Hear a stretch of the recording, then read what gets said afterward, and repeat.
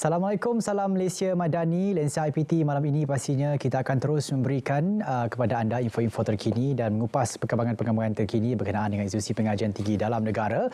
Dan Alhamdulillah hari ini membuka lembaran tahun 2024, kita lebih berfokus kepada apa yang ingin dilakukan oleh IPT untuk melebarkan sayap kebersamaan antarabangsa. Dan hari ini topiknya agak menarik berkenaan dengan merealisasikan pengantarbangsaan IPT. Caranya bagaimana dan juga apakah persediaan IPT-IPT dalam negara untuk menerima satu mungkin pelajar daripada luar negara ataupun bagaimana untuk kita menjual produk-produk kita ke luar negara, produknya dari segi mungkin graduan-graduan kita ke luar negara ataupun kita menjual kita punya silibus sendiri ke luar negara supaya mereka datang ke dalam negara kita untuk mendapatkan sesuatu yang mungkin tak ada di universiti mereka. Maksud saya gabungan antara universiti dalam negara dan luar negara itu juga penting. Bagaimanapun kita akan bincangkan soal itu bersama dengan dua panel kita sebentar saja nanti. Kita akan berehat seketika. Kita kembali selepas ini dalam Lensa IPT.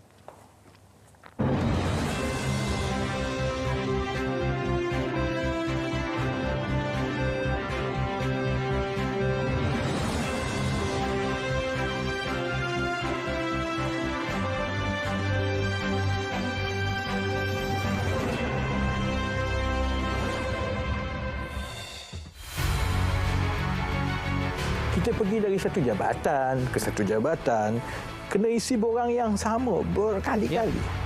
Sedangkan maklumat ni dah ada. Betul. Kan?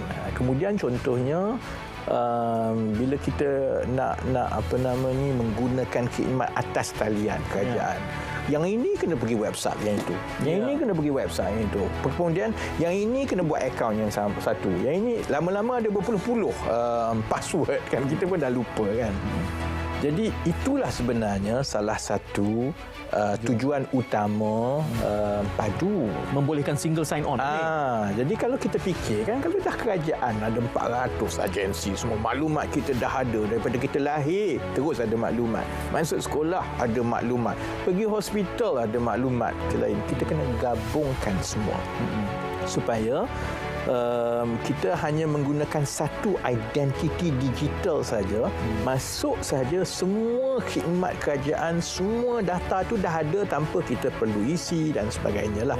Ini membolehkan pemusatan dan tambah baik khidmat digital kerajaan melalui satu tingkap. Jadi dengan adanya padu dan juga digital ID dan kemudian GovTech, maka khidmat kerajaan dan juga usaha kita untuk menyusun sosioekonomi rakyat itu boleh berlaku dengan lebih cepat, lebih murah dan lebih cekap.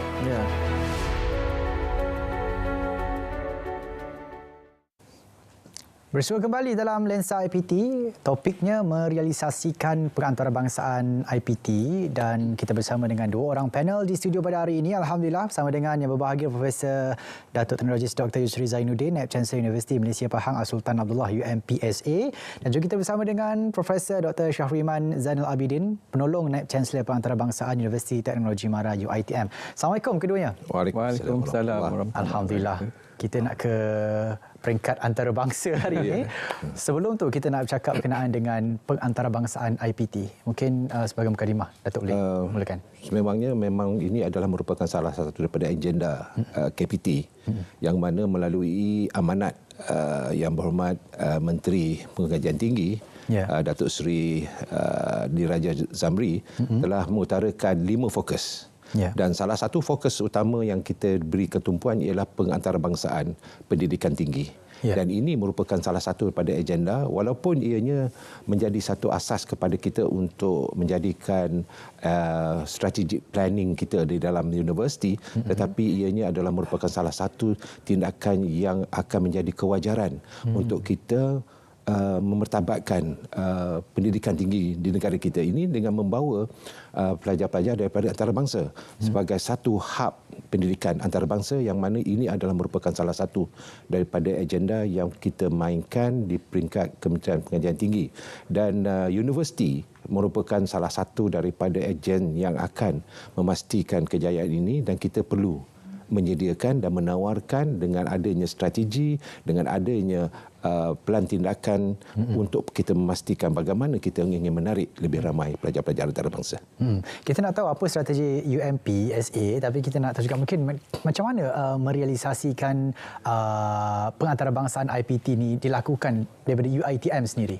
Okey, di UiTM kita ada plan rancangan strategik 2025 yang mana pengantarabangsan merupakan salah satu daripada agenda yang utama.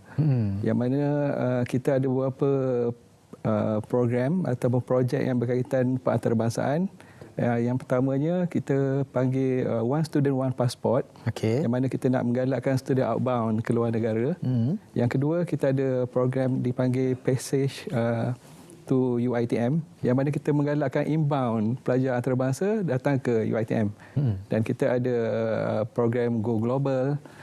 Selain daripada itu, kita ada program seperti MOU, MOA bersama top 300 universiti, yang mana kita akan cuba leverage dari segi kerjasama dalam bentuk penyelidikan dan inovasi. Selain daripada itu, kita ada program seperti Meet Elite Partners, yang mana kita akan cuba engage dengan partners yang mempunyai profil yang tinggi dari segi citations, H-index, yang akan membantu sebab ianya berkait rapat dengan ranking seperti QS, World University Ranking, Time Higher Education Ranking, Webometric, termasuk juga dengan di Malaysia ada Setara dan Myra. Selain daripada itu, kita ada, selain daripada Meet Elite Partners, kita ada program Art and Cultural, yang mana yang ini menjadi tarikan untuk kita bawa pelajar antarabangsa datang ke Malaysia.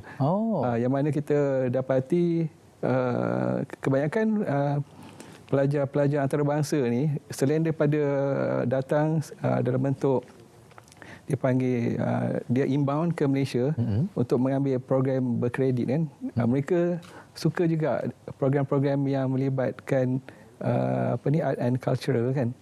Selain daripada itu, antara program yang dilakukan di UiTM adalah kita ada satu dipanggil UiTM Digital Map.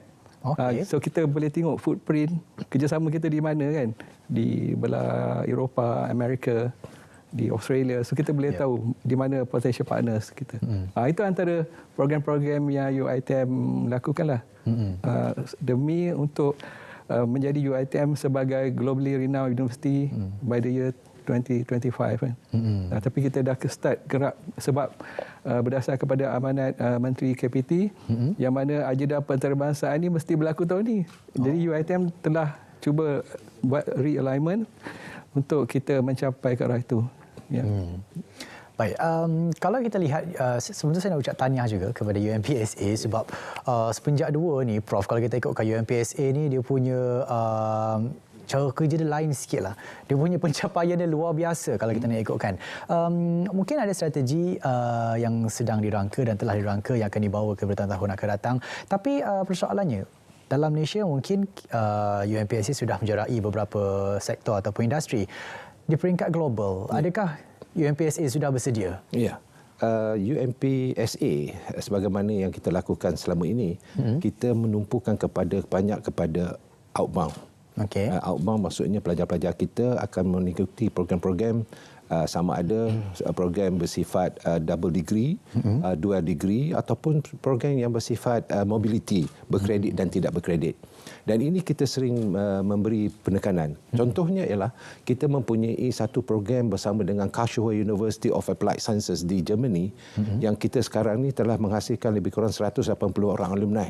Dan ini program berantarabangsa yang menjadi satu daya tarikan kepada pelajar-pelajar untuk mengikuti program ini, di mana mereka akan mendapat 2 degree daripada Karlsruhe University dan juga daripada UMP. Dan begitu juga kita tambah lagi program kita double degree kita dengan Kaznaru ataupun Kazakh Agrarian University di Kazakhstan. Dan sekarang ini kita melebarkan sayap kita ke China, di mana China kita bekerjasama dengan Beijing Jiatong dalam industri rail dan juga dengan Tianjin di dalam chemical sciences. Ini adalah antara aspek yang kita beri tumpuan di mana pelajar-pelajar kita akan ke sana mengikuti program selama 2 tahun, makna 2+2. Begitu juga yang kita akan mengadakan kerjasama dengan di Hanyang University di Korea, yang mana kita menumpukan kepada program computer science dan juga civil engineering. Yang itu pun program double degree.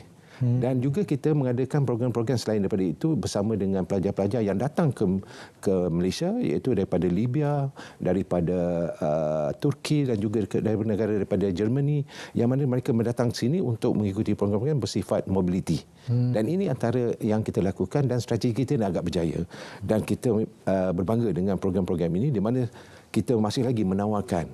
Contohnya, program kita dengan Beijing Jiatong di China, mana mendapat penajaan penuh daripada JPA. Jadi pelajar-pelajar boleh mendapatkan pelajaran itu dengan double degree mereka, iaitu 2 tahun di UMP SA dan 2 tahun di Beijing Jiatong Beijing. Dan ini adalah merupakan langkah yang kita buat.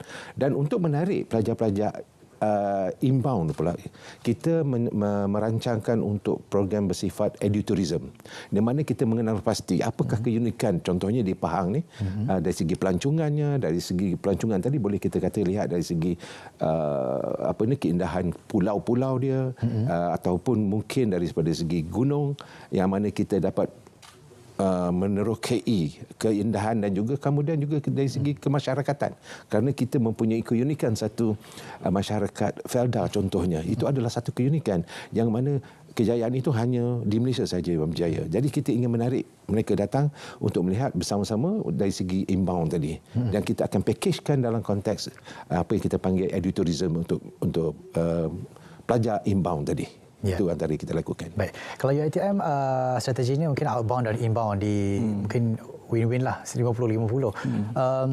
Apa antara kepercayaan setakat sebelum ini? Katanya ada realignment. Mungkin sebelum ini tak berjaya, selepas realignment itu tadi, berjayanya berapa peratus? Okey, kalau ikutkan pencapaian UiTM, kita selepas membuat kontrak realignment, kita dapati performance yang kita capai dia meningkat kerana ia berdasarkan projek yang bersasar. So kita terpaksa melihat kembali kerjasama yang telah kita ada. Kita ada hampir 775 kerjasama universiti antarabangsa,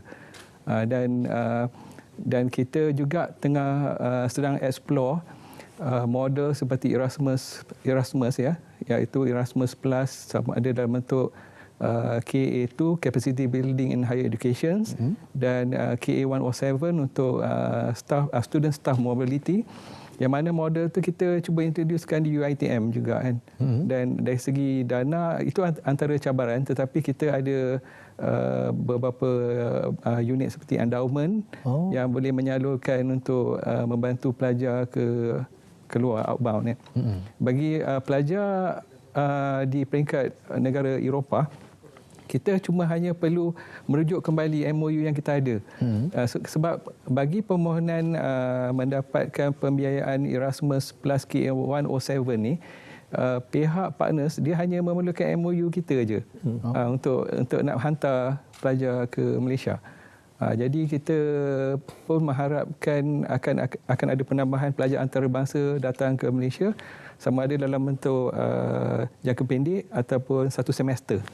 Yang mana ianya membantu juga dari segi ranking kan. Dan ranking, sebab ranking ni dia ada 4 indikator yang penting. Yang mana yang pertama dia panggil academic reputation kan, kedua employability reputation, ketiga citation, dan keempat H index. Yang ini sebenarnya dia berkait rapat dengan kita punya quality context. Sebab itu di UiTM quality context ni penting. Dan cara kita approach potential partner ni selalunya kita tak mengguna tall order instruction. Kita akan bergerak bottom up approach, yang mana antara penyelidik dia akan bekerjasama dengan penyelidik, dan seterusnya akan berlaku kerjasama pertukaran pelajar, pemindahan kredit. Itu antara usaha yang dibuat UiTM untuk meningkatkan lagi pencapaian. Yep. Saya tertarik dengan ranking. Ada satu statement katanya daripada academician juga, tak perlu untuk kita nak kejar ranking, sebab ranking yang kejar kita kalau kita berusaha untuk menaikkan nama universiti sendiri. Tapi kalau ikutkan UMPSA, mungkin kalau ikutkan dalam Liga Universiti Teknikal sudah menjorai beberapa universiti yang lain di bawah. Saya rasa ini satu pencapaian yang bagus juga. Tapi adakah itu matlamatnya untuk mengejar ranking semata? Sebenarnya kita tidaklah menjadikan ranking itu sebagai by design. Ianya ialah by chance. Tetapi kita berusaha untuk mendapatkan kriteria pencapaian di dalam ranking itu sebagai asas untuk kita menilai di mana dan sejauh mana kita telah mencapai. Kerana ini adalah merupakan satu motivasi kepada kita untuk kita meneruskan kejayaan universiti berkenaan. Walaupun ianya bukan menjadi satu asas penting kepada kita untuk menjadikan ranking sebagai pedoman ataupun sebagai satu yang kita harus gunakan, tetapi ini membantu kita untuk menilai sejauh mana dan kemajuan kita. Sebagaimana contoh, kalau kita lihat salah satu daripada aspek yang dinilai ialah contohnya employability ataupun employer reputation dan juga academic reputation. Itu adalah satu asas yang mana kita lihat bahawa sejauh mana pelajar-pelajar kita boleh diterima oleh industri untuk diterima bekerja, yang mana sekarang kita berbanggalah dengan 98.6% employability GE kita di Universiti Malaysia Pahang Sultan Abdullah. Tetapi dalam masa yang sama juga kita kena melihat bahawa ranking ini antara lainnya ialah untuk memberikan kita satu gagasan untuk kita terus mengusahakan universiti ini supaya lebih berdaya saing, berdaya maju bagi memastikan mana kedudukan kita. Dan tapi kita bukan menjadikan perkara utama.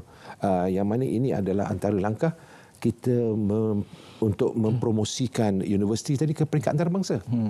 Kalau tidak, mereka akan bertanya di mana kedudukan universiti apabila kita ingin mengadakan kerjasama. Di mana kerjasama kita ini dalam bentuk MOA, MOU, dan ini antaranya melihat kepada research yang kita lakukan, kolaborasi research, exchange student, exchange staff, dan juga kita melakukan apa yang selalu kita lihat ialah dari segi community untuk memenuhi aspek ESG dan SDG. Ini antara kita lakukan. Baik, banyak lagi yang kita nak tahu, lebih-lebih lagi berkenaan dengan R&I ataupun Research and Innovation yang dilakukan antara kedua-dua universiti. Tapi kita akan kembali selepas ini dalam Lensa IPT.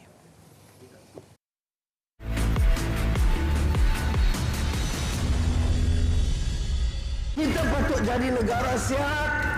Islam itu menekankan keperluan menjaga kesihatan. Kami Malaysia nombor 1 dari segi penyakit kerana menelan, menghirup gula berlebihan. Kita perlu lihat bukan hanya gula putih kita ambil ni, tapi kita perlu lihat gula-gula yang tersembunyi. Contohnya kalau kita ambil makanan-makanan bertin, dalam tu dah ada gula dah. Kita ambil pula sos cili, sos tomato dan sebagainya, dalam tu pun dah ada gula. Kita pergi pula dekat kedai nasi kandar, bahkan pula yang berkuah-kuah semua kan, dalam tu pun dah ada gula tambahan.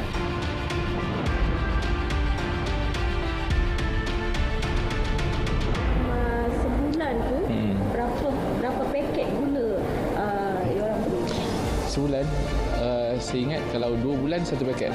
Gula untuk pagi lah selepas masa buat air. Petang kita kena masak.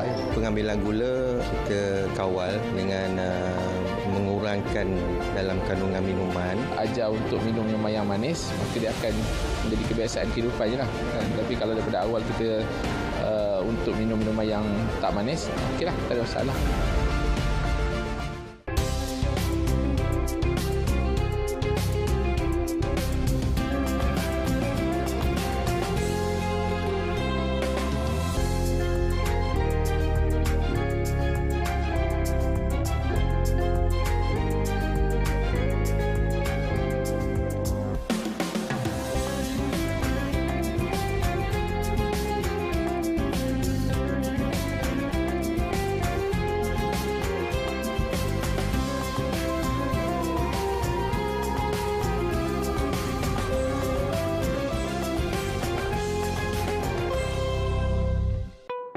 Ketahui tips keselamatan elektrik di musim banjir.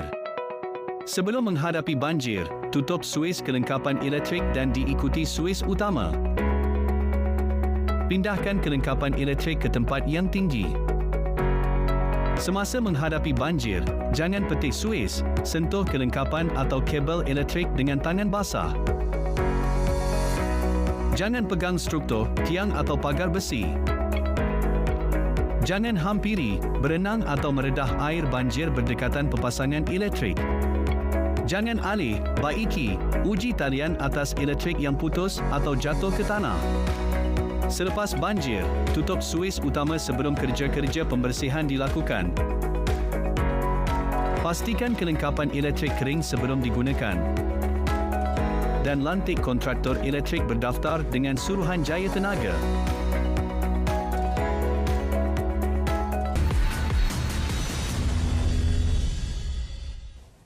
Bersua kembali dalam Lensa IPT, pastinya tajuknya mesti lagi sama, merealisasikan pengantarbangsaan IPT. Kita bersama dengan Datuk dan juga Prof untuk bincangkan soal ni. Kalau kita tengokkan tadi, sebelum kita berehat, satu soalan tertunggak katanya berkenaan dengan research and innovation yang diadakan. Mungkin di UiTM dan juga universiti-universiti yang dikolaborasi itu ya ada sedikit cabaran, dan apa antara cabaran dan cara UiTM? Okey, antara cabaran yang UiTM cuba tangani untuk kerjasama research dan innovation, research and innovation ialah melalui bottom up approach, yang mana kita akan cuba approach partners daripada Ivy League University ataupun menggunakan alma maters punya networking kan. Dan selain pada itu, kita cuba pastikan kerjasama itu dia adalah boleh menjadi projek signature supaya orang mana-mana universiti antarabangsa dia boleh capture. Okey, contohnya bidang DNA itu yang championnya adalah contohnya di UiTM. So bila sesiapa potential partner dia hendak mendapatkan maklumat tentang program, so kita ada beberapa signature project yang kita ada dalam di UiTM. UiTM ni agak besar. Kalau sangat besar. Kita ada dalam 180,000 orang pelajar dan kita menawarkan lebih 500 program di peringkat diploma sehingga PhD. Jadi kita ada semua bidang-bidang yang mendapati keperluan negara, dan kita cuma perlu mengenal pasti bidang yang boleh jadi signature project supaya dia boleh memberi impak kepada di peringkat global lah, di peringkat tempatan dan global. Ya. Ya, kita tak boleh lari juga soal ranking tadi, Datuk. Masih lagi tak habis. Soal ranking tadi, sedikit sebanyak mungkin ada terpalit dalam matlamat VC jangka pendek itu pasti ada untuk mengejar ranking, untuk maintain. Untuk menjadi nombor satu itu tak susah. Cuma untuk mengekalkan nombor satu itu sedikit sukar. Untuk lagi-lagi IPT, banyak indikator-indikator yang perlu kita fahamkan dan juga kita aplikasikan dalam kita punya universiti. Di UMPSA mungkin kalau kita ikutkan angkanya, kalau nak dibezakan dengan UiTM mungkin agak ada jurang. 180,000 kalau di UMPSA dalam 12-13,000. Kebajikan pelajar-pelajar lokal tempatan nak dibandingkan dengan pelajar antarabangsa, mungkin sibuk kita menjual produk ke antarabangsa, kebajikan pelajar tempatan. Ya, kita sebenarnya tidak mengabaikan sebenarnya dari segi kebajikan untuk pelajar-pelajar tempatan, di mana kita telah menyediakan, kita dah packagekan sesuatu pendidikan yang kita berikan itu. Kalau untuk pelajar antarabangsa, kita memang dah sediakan perumahan mereka, makan minum dan juga perubatan dan juga kesihatan mereka kita dah packagekan begitu. Begitu juga dengan pelajar-pelajar tempatan, di mana pelajar antarabangsa ini kita menghadapi cabaran yang agak kritikalnya apabila berlakunya COVID-19, dan itu memberi kesan kepada kemasukan pelajar ke dalam universiti, terutama sekali pelajar-pelajar daripada luar negara. Dan ini menyebabkan kita merasakan bahawa kita perlu ada satu perancangan yang lebih ampuh dan konkret bagi memastikan pelajar-pelajar kita ini kita boleh meningkatkan bilangan pelajar ke Universiti Malaysia Pahang Sultan Abdullah. Antaranya ialah kita bekerjasama dengan rakan-rakan strategik kita sama ada daripada luar negara ataupun dalam negara untuk menjadikan sebagai market agent untuk mendapatkan pelajar-pelajar tersebut. Dan di samping itu juga kita melakukan promosi-promosi untuk meningkatkan visibility kita.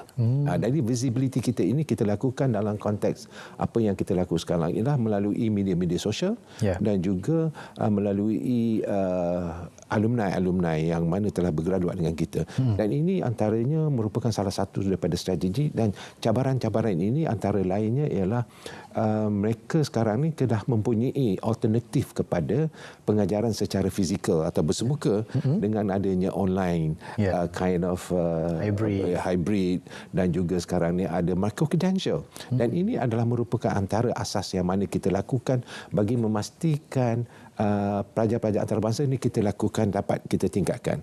Dan untuk pelajar-pelajar pasca siswazah sebagai contohnya, kita ada beberapa kaedah untuk menarik minat mereka untuk datang, dan salah satunya ialah kita menggunakan remote supervision. Dan ini antaranya menaruh minat sebab mereka tidak perlu berada terlalu lama di negara kita. Mereka mempunyai tempoh-tempoh yang telah ditetapkan untuk tempoh pemastautinat. Jadi dalam perkara ini kita dapatlah meningkatkan pelajar tadi, dan biasanya kita akan melihat kepada mereka akan melihat kepada ranking kita jugalah. Dan kita sentiasa memantau dan kita sentiasa mempertingkatkan sebagaimana kan tadi, bukan dalam konteks apa yang saya katakan tadi secara by design, tapi kita by chance untuk kita hasilkan satu kedudukan yang baik untuk diterima oleh pelajar-pelajar antarabangsa ni.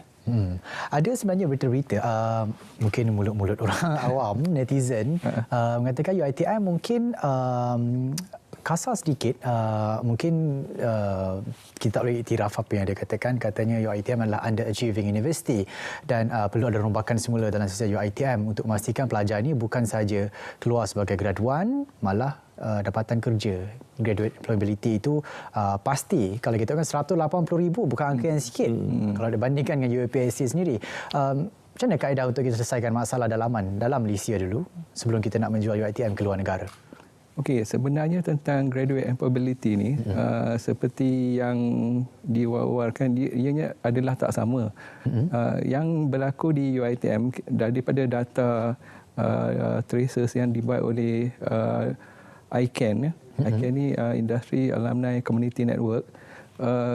Jumlah pelajar yang mendapat pekerjaan melebihi 95% kan. Maknanya agak tinggi. Cuma bidang pekerjaan tu dia pelbagai kan. Ada yang yang bekerja di sektor kerajaan dan di swasta. Dan ada yang bekerja sendiri.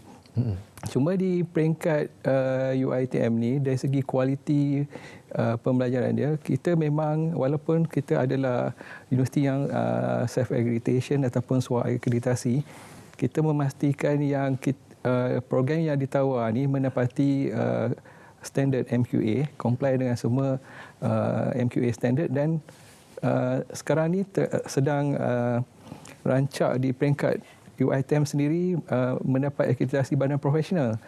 Program-program tertentu seperti engineering ada akreditasi dengan Washington Accord dan architecture dengan RIBA, dan ada lagi program-program lain seperti accountancy, dan akan ada lagi program-program untuk yang mendapat akreditasi daripada industri dalam dan luar negara. Itu antaranya.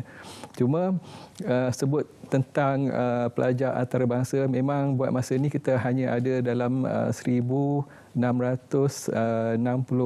orang pelajar antarabangsa. Kalau kita bandingkan dari segi ratio hanya 2% kan. Cuma bagi UiTM ni kita ada sedikit kekangan dari segi Akta 175 UiTM dan juga Akta 153 Perlembagaan Malaysia, yang mana kita bagi penumpuan kepada pelajar Bumiputra dan pelajar Melayu dan Bumiputra di peringkat sarjana muda, tetapi bagi peringkat pasca siswazah kita dah buka dah. Pada pelajar antarabangsa melalui G2G. Sebab tu kalau kita tengok di UiTM memang ada pelajar antarabangsa kan di situ. Dan kita cuba lakukan promosi dengan bantuan daripada EMGS, Education Malaysia Global Services, ya, yang untuk membuat promosi di peringkat antarabangsa, dan kita ada ejen untuk rekrutmen pelajar. Dan kita menjangkakan tahun ni, tahun depan kita akan ada incremental pendaftaran pelajar antarabangsa dalam UiTM. Ya. Itu antara inisiatif yang akan dilakukan. Baik, tahniah kita ucapkan kepada UiTM. UMPSA, kalau dari segi universiti ke universiti, soal kepercayaan itu sudah dibereskan, tak kisah dalam negara ataupun luar negara. Tapi universiti, UMPSA dan juga industri dari segi nak menjual produk UMPSA itu sendiri, mungkin kalau dibandingkan dengan 5 RU di Malaysia agak sedikit ada competition dekat situ. Pendapat Datuk macam mana? Kita dalam konteks ini sentiasa kita lakukan hubungan yang baiklah dengan industri ini. Tetapi pada tahun ini kita merancang satu kaedah yang berbeza. Dia kata kita menubuhkan konsortium. Di mana konsortium ini akan bergerak bersama. Contohnya kita MTUN ni Malaysian Technical University Network. Kita bersama-sama dengan universiti, contohnya Universiti Perlis, UTM Melaka, UTHM dan UMP. Kita bergerak bersama. Di mana dari sini kita ingin bekerjasama dengan industri ke, kita ingin bekerjasama dari segi internationalization ke, ataupun kita nak bekerjasama dalam konteks kita ingin meningkatkan employability pelajar, maka kita akan bergerak bersama. Kita tidak lagi bergerak secara solo sebagaimana yang kita lakukan kebiasaannya. Jadi ini akan meningkatkan lagi persaingan dan seterusnya meningkatkan kewajaran bagaimana, sebab Universiti Malaysia MTUN ini ada tertumpu juga kepada technical dan engineering, dan kita TVET, kita fokus kepada ini dan kita melihat kepada advanced TVET tadi. Bila advanced TVET ni kita menumpukan kepada apa yang kita percaya yang ini akan dapat kita lakukan dan memastikan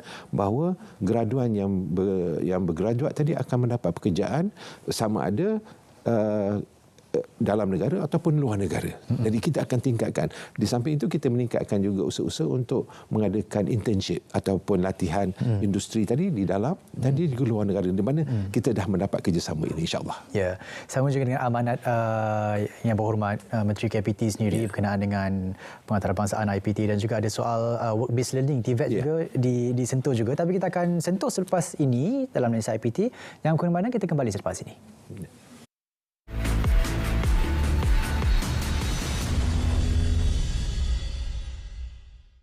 Dalam menempuh saat-saat sukar, membuat keputusan segera dan memulakan langkah menentukan masa depan anda. Bagi menyokong sistem penyampaian digital kerajaan mampu memudahkan setiap tugas dan keperluan dengan perkhidmatan gunasama ICT, MyGovNet menjadi nadi untuk menghubungkan keseluruhan rangkaian kerajaan yang khusus dan selamat. MyGov Cloud menyediakan perkhidmatan pengkomputeran awan yang cepat, mudah, terkawal dan fleksibel kepada agensi sektor awam. MyGPKI pula menyediakan perkhidmatan berasaskan keselamatan ICT agar transaksi kerajaan dilaksanakan dengan lebih selamat dan berkesan. Untuk perkhidmatan komunikasi dan kolaboratif bersepadu, kami sediakan melalui MyGov UC. Di mana sahaja, perkhidmatan gunasama ICT memacu transformasi sistem digital kerajaan untuk manfaat kepada rakyat.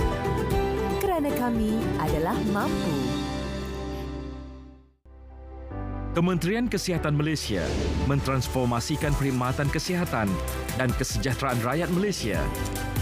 Antara inisiatif yang diwujudkan ialah pengukuhan modal insan, sokongan padu penjawat awam,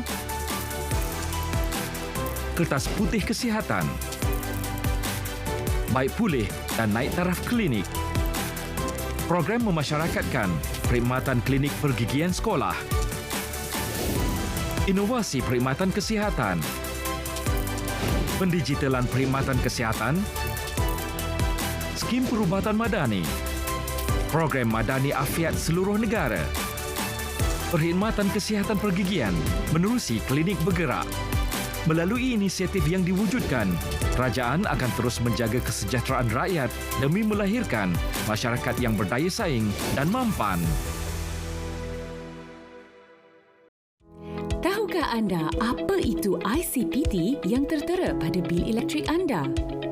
ICPT ialah Imbalance Cost Pass-Through atau pelepasan kos tidak berimbang. Dengan adanya ICPT ini, ia membolehkan kos bahan api sebenar dan kos penjanaan lain diselaraskan setiap 6 bulan berdasarkan turun naik harga bahan api dunia. Apa impak ICPT pada kita? Jika terdapat penjimatan dalam kos bahan api, kita akan diberikan rebat ICPT iaitu pengurangan terhadap kadar tarif yang dibayar. Sebaliknya, sekiranya terdapat kenaikan kos bahan api, surcharge akan dikenakan iaitu penambahan terhadap tarif elektrik. Bagaimana kita boleh mengurangkan bil elektrik? Mudah, amalkan penggunaan yang cekap dan berhemah. Ia bermula dari rumah kita.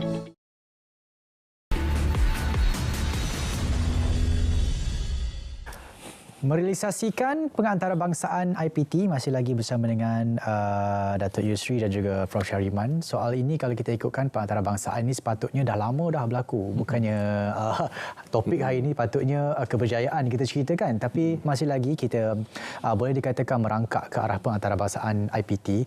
Kalau di UiTM mungkin tadi soal GE kita dah bereskan berkenaan dengan mungkin ada pasaran-pasaran yang kita jual pengajar kita ke industri-industri yang terlibat dan mudah kalau kolaborasi antara universiti dan juga industri itu diperketatkan lagi. Tapi soal mungkin ada beberapa subjek-subjek berfokus yang boleh dijualkan daripada UiTM. Okey, di UiTM kita ada lebih 13 subjek yang tersenarai dalam QS by subject, QS World University Ranking by subject, yang mana di situ saja kita boleh nampak pengiktirafan di peringkat global, yang mana subjek-subjek yang ditawarkan itu merupakan subjek yang popular kan. Dan selain daripada itu, kita di UiTM bagi program-program yang lain memang ada inisiatif untuk meningkatkan lagi program-program yang ditawarkan supaya akan masuk ke ranking.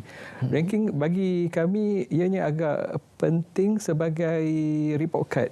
Kita nak tahu sama ada program kita ni dia mendapat penerimaan yang baik atau tidak di peringkat global.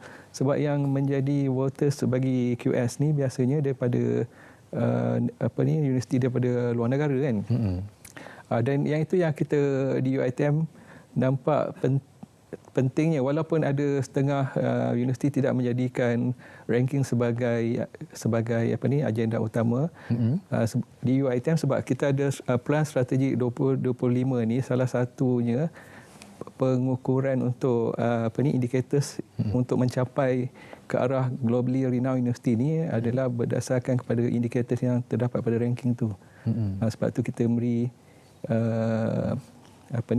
penumpuan walaupun ianya bersasar, dan dengan harapan program yang ditawar tu kita akan nampak impact dia di peringkat ranking tu, sama ada dalam bentuk QS ataupun time higher education ranking. Masih lagi soal ranking, Datuk. Tapi kalau kita itu hakikat yang sebenar. Untuk kita nak menjual sebuah universiti itu, ranking itu perlu sebagai report card, kata Prof tadi. Saya kira itu satu added value sebuah universiti. Universiti UMPSA, universiti teknikal banding dengan universiti UiTM adalah universiti komprehensif yang menyeluruh. Teknikal, kalau kita sentuh bab TVET, work-based learning, macam mana soal itu ditawarkan kepada komuniti global untuk bagi masuk UMPSA ni? Ya. Ini merupakan salah satu daripada kaedah pengajaran dan pembelajaran yang kita offer kepada pelajar-pelajar, bukan hanya pelajar dalam negara tetapi juga pelajar negara. Dan ini adalah kelebihan kita, di mana sebagai universiti teknikal kita menumpukan kepada hands-on.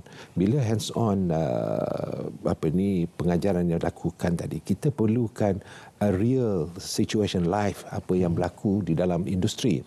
Maka kita kita keluarkan, kita coming out with the ideas of having WBL. Dan WBL ni sebenarnya ataupun work based learning ini bukanlah sesuatu yang baru.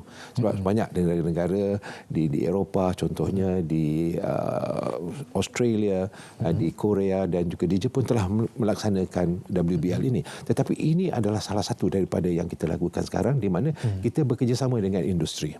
Kita sering melakukan dan kita telah menjangkau hampir 30 hingga 40 industri telah bekerjasama, di mana pelajar-pelajar kita akan ditempatkan ke dalam industri selama setahun, di mana mereka mendapat real life experience apa yang berlaku di industri, di mana mereka mendapat pengalaman yang sebenarnya setelah mendapat pendidikan konten di dalam universiti. Mereka mendapat real situation apa yang berlaku di dalam industri, dan ini meningkatkan kemampuan dan juga marketability graduan yang kita hasilkan, dan sudah tentulah mereka akan sudah tentu mudah untuk mendapat pekerjaan. Dan langkah ini merupakan salah satu daripada kemestian di dalam pendidikan di MTUN, terutama sekali bila kita melihat bahawa universiti-universiti MTUN ini menumpukan kepada engineering dan teknologi. Dan sudah tentulah kita harus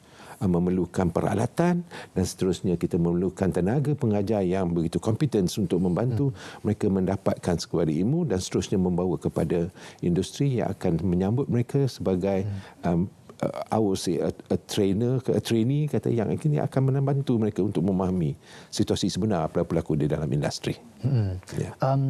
Kalau kita ikutkan UiTM ataupun universiti di Malaysia, sekarang ini kita lebih kepada menjual diri, menjual universiti kepada luar, bukannya approach ataupun mereka datang kepada kita.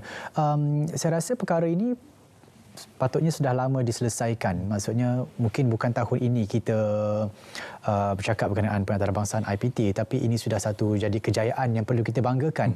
Hari ini masih lagi bercakap berkenaan dengan bagaimana cara untuk merealisasikan pengantarabangsahan IPT, apakah masalah, apakah cabaran. Mungkin daripada pandangan Prof sendiri, ada lagi lopong-lopong ataupun blind spot yang perlu kita berhalusi bersama, faham bersama, supaya hari ini hari yang terakhir kita cakap berkenaan dengan pengantarabangsahaan IPT. Ya, okey. Berkenaan dengan pengantarabangsahaan di UiTM, kita sedang mempromosi ataupun sedang giat untuk mengenal pasti program-program yang boleh menjadi signature project.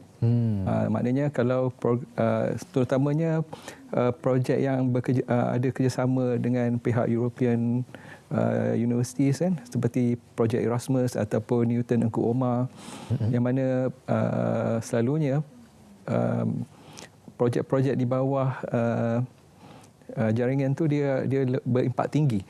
Sebab itu di UiTM buat masa ni terdapat lebih kurang 8 projek signature yang ada dalam UiTM, yang mana dianya di bawah pemantauan pejabat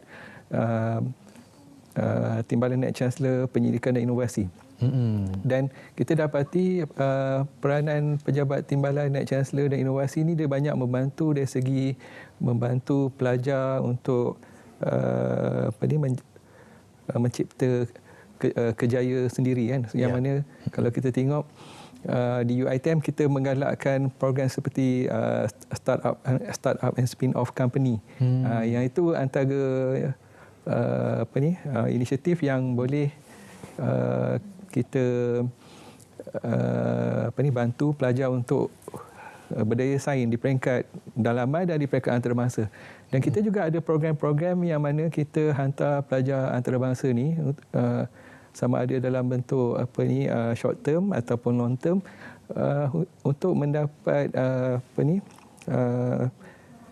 kerjasama dari segi projek-projek yang berimpak tinggi, dan yang akhir sekali ianya akan membawa nama baik UiTM di peringkat global. Itu antara program-program yang UiTM sedang lakukan. Kalau saya kira minggu lepas atau beberapa minggu lepas kita kupaskan mungkin satu buku saya bawakan berkenaan dengan The Excellence Without Soul daripada Harry L. Lewis. Mungkin minggu ni satu buku yang berkaitan juga, The University Next Door. Maksudnya selepas universiti apa hala tuju pelajar, bagaimana universiti ini educate their students dan sebagainya. Kalau di UMPSA, saya kira satu pergerakan yang agak pantas bergerak. Tak takut ke mungkin ada pelajar-pelajar yang mungkin keluar ke universiti itu without soul, without roh, tanpa roh yang dibawakan oleh pelajar-pelajar? Sebagaimana yang diutarakan dalam amanat menteri baru-baru ini, melalui 5 fokus tadi, tetapi ada landasan sebanyak 20 landasan, dan salah satu pada landasan itu menekankan aspek otak dan watak. Otak dan watak keras. Otak dan watak. Mana otak dan watak dalam konteks ini? Apabila kita fikirkan bahawa ianya memberi tentang bagaimana kita nak membentuk, menyediakan bakat-bakat terbaik negara yang ada sebagaimana tadi menggapai awan dan juga berakarkan ke bumi, dan ini merupakan realiti yang kita perlu haluskan, di mana mempunyai nilai-nilai semasa yang mereka perlu ada untuk disediakan, dan ini bukan hanya untuk pelajar-pelajar dalam negara, juga pelajar-pelajar negara.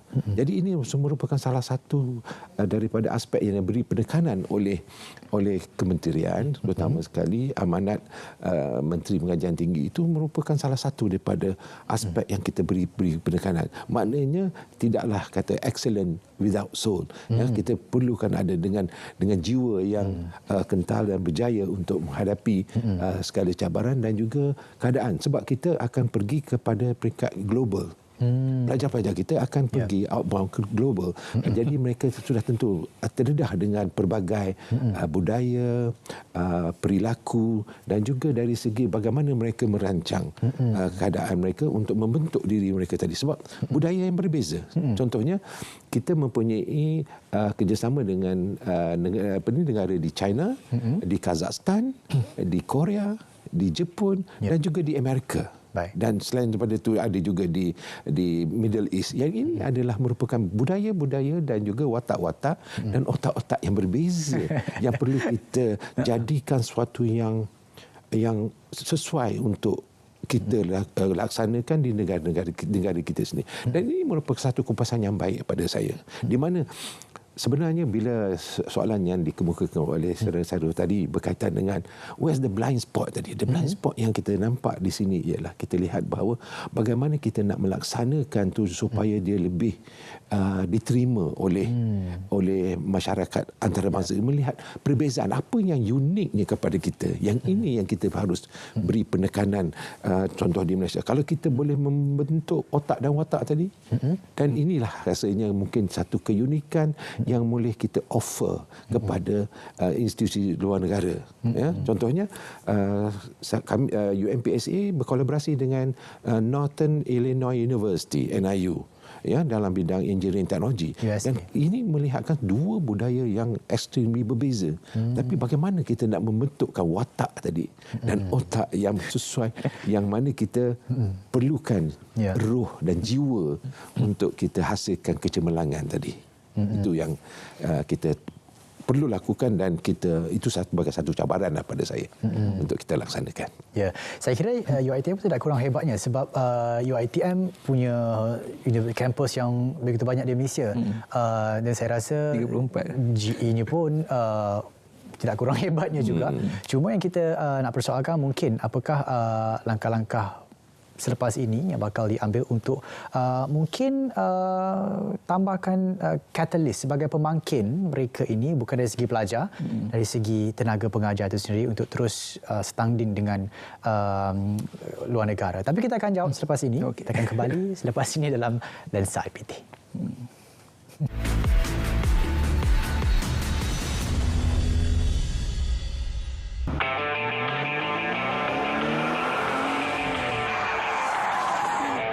Apa hal kita ni? Kejamaan biasa turun. Syuk. Buatnya nanti dia record video kau marah-marah, lepas tu dia viral kan. Lepas tu nanti orang kata kau ni macam something jalanan. Macam mana? Tak boleh, Baan. Orang macam ni kalau kita biarkan, menyusahkan orang lain ni. Syuk, cuba kau bayangkan kalau kau kena tangkap nanti. Apa jadi dengan anak bini kau? Ada kau fikir?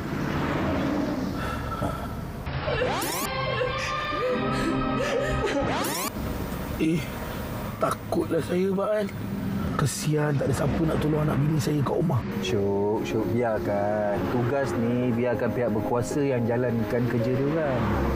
Tugas kita patuhi undang-undang jalan raya. Kita jangan ikut perangai macam dia.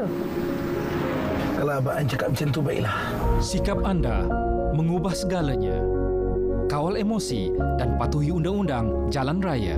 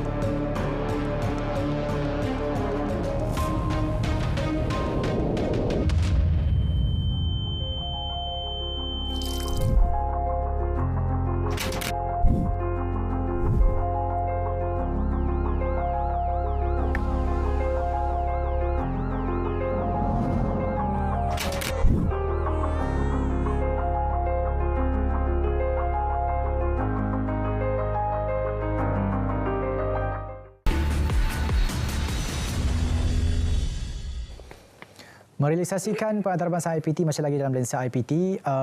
Kalau tadi kita tangguh satu soalan berkenaan dengan bagaimana tenaga pengajar ni dapat standing dengan tenaga pengajar peringkat antarabangsa supaya keluarannya itu pun berfikiran otak dan wataknya seperti global. Silakan, Prof. Okey, di UiTM kami dalam proses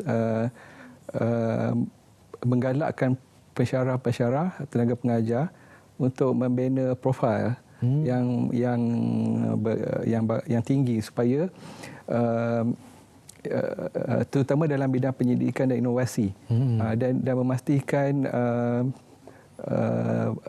setiap pensyarah tu memiliki grant penyelidikan sama ada di peringkat nasional ataupun di peringkat antarabangsa.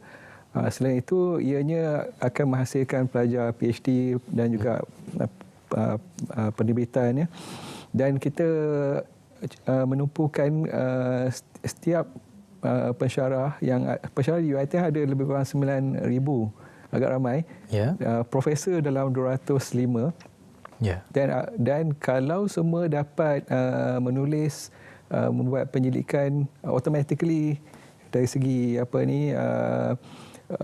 bidang-bidang ilmu yang baharu yang dihasilkan akan muncul dalam cybermetric bubble spotlight, kan. Yang mana semua universiti di peringkat antarabangsa akan nampak bidang-bidang yang ditawarkan di UiTM ni berimpak tinggi. Dan kita dapati kebanyakan program yang ditawar bersifat universal, kan. Dan antara cabaran di UiTM, kita nak memasukkan elemen Malaysiania supaya ia menjadi satu daya tarik. Walaupun penyidikan tu dia berkaitan dengan kejuruteraan ataupun apa-apa bidang teknikal, elemen Malaysiana ni perlu embedded dalam program supaya dia nampak keistimewaannya lah. Saya teringat sebenarnya satu buku ni berkenaan dengan tajuknya Wisdom Workshop, The Rise of Modern University. Saya katanya dulu sebelum ini pun Amerika, lahirnya universiti itu sendiri lahirnya tidak matang universiti itu, tapi disebabkan peradaban yang kita adapt dengan generasi-generasi semasa, universiti itu semakin matang. Kalau di UMPSA mungkin ada lagi perkara-perkara yang kita kata belum diselesaikan, belum dicapai disebabkan ada kekangan.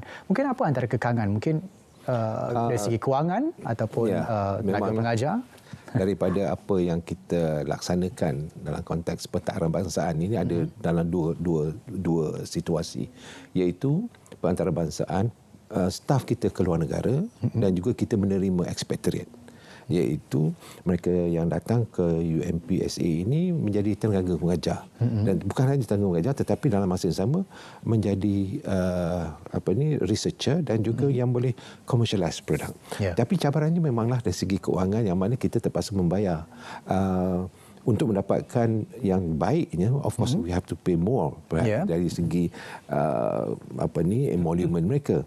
Tetapi itu saya rasa kita boleh lakukan within our means yang kita ada. Dengan apa yang kita ada, kita boleh menawarkan kepada expatriate daripada luar yang berpengalaman, yang mempunyai track record untuk kita gunakan. Tetapi untuk yang di dalam negara, yang maksudnya di universiti sendiri, kita menggalakkan attachment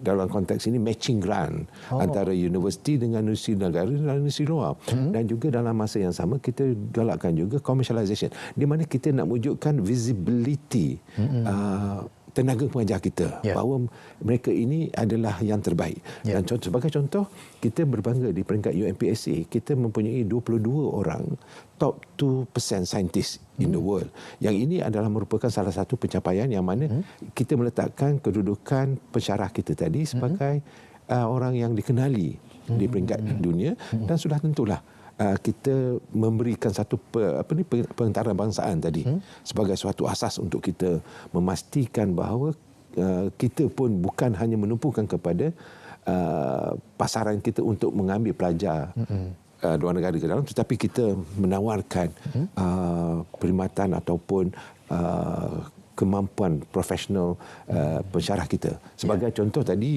di UiTM mempunyai 200 orang profesor, UMP cuma ada 30 orang profesor saja sebagai satu universiti yang kecil, tetapi kita mampu bersaing dari mana citation kita hanya kedudukan 2 di dalam negara dari segi citation. Jadi visibility kita tu agak nyatalah, tetapi of course kita kena melihat dari segi etika dalam konteks kita menerbitkan inilah. Itu antara yang kita rasakan kita lakukan dan cabarannya. Baik. Merealisasikan pengantarbangsaan IPT, mungkin ada sedikit pandangan, cadangan ataupun harapan yang ingin diusulkan kepada penonton. Mungkin boleh kita bersama mencari titik tengah dalam pengantarbangsaan IPT ini sendiri, Prof. Silakan. Okey, pada pendapat saya agenda antarbangsaan ini agak besar sebab kita mengharapkan kita berdiri sama tinggi, duduk sama rendah dengan rakan-rakan ataupun mungkin pelajar ataupun staf yang berada di luar daripada Malaysia. Dan antara cabaran yang saya lihat adalah dari segi sumber, dari segi pembiayaan, funding, yang mana sebenarnya ada solusinya selain daripada kita mengharapkan bantuan 100% daripada pihak kerajaan. Sebenarnya dari segi alumni UiTM sahaja kita dah ada lebih 1 juta alumni yang mungkin boleh membantu, dan diharap di masa akan datang hubungan antara komuniti, industri, government dan juga private ni dia akan dapat membantu institusi pengajian tinggi ini untuk lebih berdaya saing. Baik. Mungkin itu satu sebab ada 180, mungkin senang nak capai 1 juta. UMP insya-Allah tahun ni akan buka kampus baru. Belum dapat diberitahu lagi, tapi insya-Allah saya doakan kejayaan kepada UMPSA dan juga UiTM. Terima kasih kita ucapkan kepada kedua tetamu kita pada hari ini merealisasikan pengantarbangsaan IPT. Pastinya sinergi universiti, industri perlu diperkukuh untuk sama-sama kita mencapai pengantarbangsaan IPT itu sendiri untuk lebih ke depan dan lebih antarabangsa. Terima kasih sekali lagi kita ucapkan kepada yang berbahagia Profesor Datuk Najis Dr. Yusri Zainuddin, Naib Chancellor UMPSA, dan juga Profesor Dr. Syariman Zainal Abidin, penolong Naib Chancellor pengantarbangsaan UiTM yang sudi bersama kita pada malam ini. InsyaAllah kita berjumpa lagi. Datuk, Prof. Terima kasih. Kepada penonton di luar sana, jangan lupa untuk terus ikut kami di Lensa IPT. Assalamualaikum, saya Syarul Islam. Kita berjumpa lagi.